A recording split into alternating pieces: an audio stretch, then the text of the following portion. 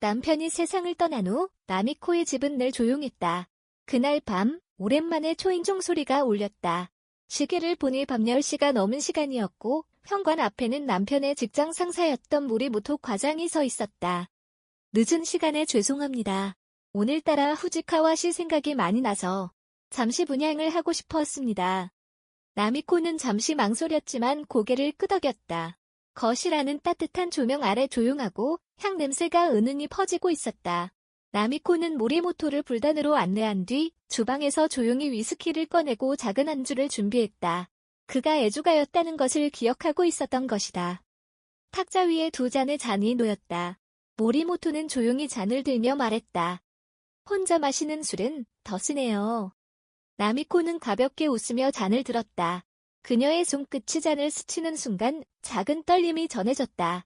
그 떨림이 그녀의 손에서 어깨로 그리고 시선으로 번져갔다. 조용한 음악이 흐르고 두 사람은 말없이 한참을 앉아 있었다. 가끔 시선이 마주쳤다가 피하고 다시 마주쳤다. 모리모토는 잔을 내려놓으며 말했다. 이런 말 하면 안 되겠지만 부인의 웃는 얼굴을 이렇게 가까이서 본 건 처음입니다. 그 순간 나미코의 눈동자가 작게 흔들렸다. 그녀는 술 기운을 핑계로 소파 등받이에 기대었다. 셔츠 깃이 살짝 풀려 있었고 목덜미에 땀이 맺혀 반짝였다. 모리모토의 시선이 잠시 그곳에 머물렀다. 하지만 곧 시선을 돌렸다. 그의 귓불이 붉게 물들어 있었다. 죄송합니다. 너무 무례했죠. 나미코는 말없이 고개를 저었다. 작은 정적 속에서 그녀의 숨결만이 조용히 이어졌다. 그리고 그 정적이 오히려 모든 말을 대신했다. 그 순간 시계의 초침 소리마저 크게 들렸다. 말이 없는데도 공기가 무거워졌다. 서로의 호흡만이 점점 가까워지고 있었다. 모리모토는 잔을 비우고 조심스럽게 몸을 앞으로 기울였다. 이런 시간에 찾아와서 죄송합니다. 그저 오늘따라 부인이 마침표. 그는 말을 끝맺지 못했다. 그 대신 조심스레 나미코의 손등에 다시 손을 얹었다. 이번엔 그녀도 피하지 않았다. 손끝에서 전해지는 체온이 이상하게 오래 남았다. 둘 사이의 거리, 단지 몇 뼘. 하지만 그 몇 뼘이 지금처럼 멀게 느껴진 적은 없었다. 나미코는 그를 바라보며 입을 열었다. 과장님, 지금 이 순간 우리가 어떤 표정을 짓고 있는지 알고 계세요? 모리모토는 눈을 내리깔았다. 알고 있습니다. 그래서 더 조심스러워요. 침묵. 긴장된 정적 속에서 나미코는 천천히 소파에서 일어났다. 그녀의 슬리퍼가 툭 바닥에 떨어졌다. 얇은 실크 원피스 자락이 다리선을 따라 미끄러졌다. 그러나 그 어떤 것도 직접적이지 않았다. 그저 부드러운 그림자처럼 움직일 뿐. 나미코는 거실 커튼을 당겨 조명을 낮추고 다시 그 앞에 앉았다.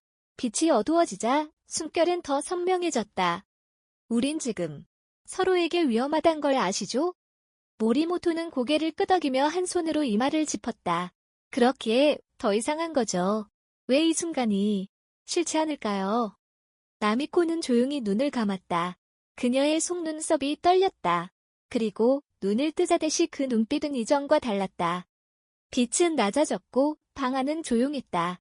시간이 얼마나 흘렀는지 초침 소리조차 들리지 않았다. 모리모토는 마치 무언가에 끌리듯 천천히 손을 뻗었다. 그의 손끝이 나미코의 뺨 가까이 머뭇거리다 이내 그녀의 머리카락을 살짝 넘겨주었다. 그녀는 고개를 피하지 않았다. 오히려 그 손길에 잠시 눈을 감았다. 그 작은 접촉 하나가 모든 걸 무너뜨렸다. 두 사람은 천천히 아주 조용히 서로에게 기대어갔다. 입맞춤은 말 없이 다가왔고 말없이 이어졌다. 거기엔 격정도 서두름도 없었다. 오랜 외로움과 오래 참고 있던 그리움만이 있었다. 어느새 불이 꺼졌고 커튼 틈 사이로 희미한 달빛이 스며들었다. 실크 원피스가 바닥에 스치는 소리, 짙어진 숨소리, 그리고 멈추지 않는 침묵.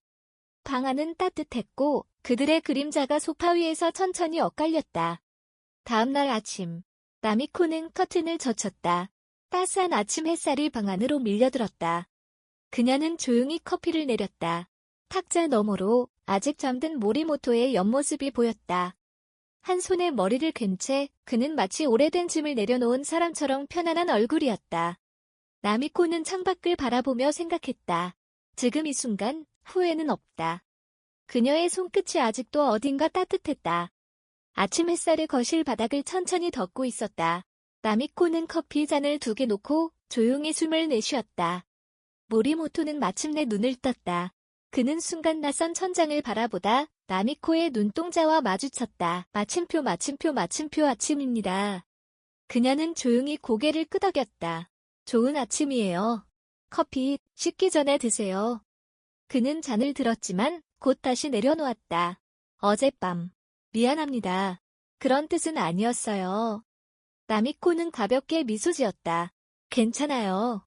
저도 외로웠던 밤이었으니까요. 그 말에 두 사람 사이엔 다시 정적이 흘렀다. 하지만 그건 어제와는 달랐다. 어제는 끌림의 침묵이었다면 지금은 정리하려는 고요함이었다. 모리모토는 자리에서 일어나 코트를 집어들었다. 이 일은 비밀로 하겠습니다. 그리고 다시는 이런 실수를 반복하지 않을게요. 그는 문 앞에 섰다. 하지만 나미코는 그를 향해 조용히 말했다. 그게 꼭 실수였을까요?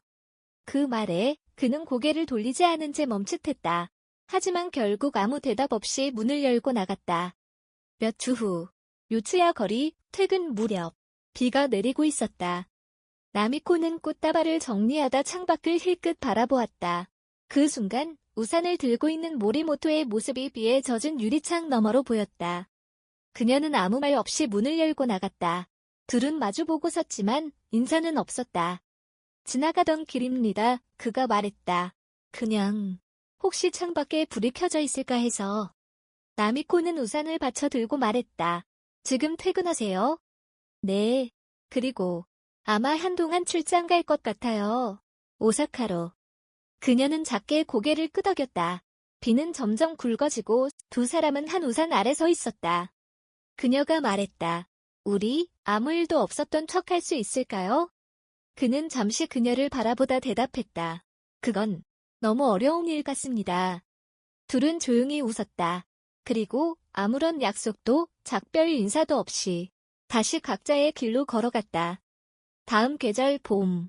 플로리스트 아야 앞에 작은 택배 상자가 도착했다. 보내는 사람 없음.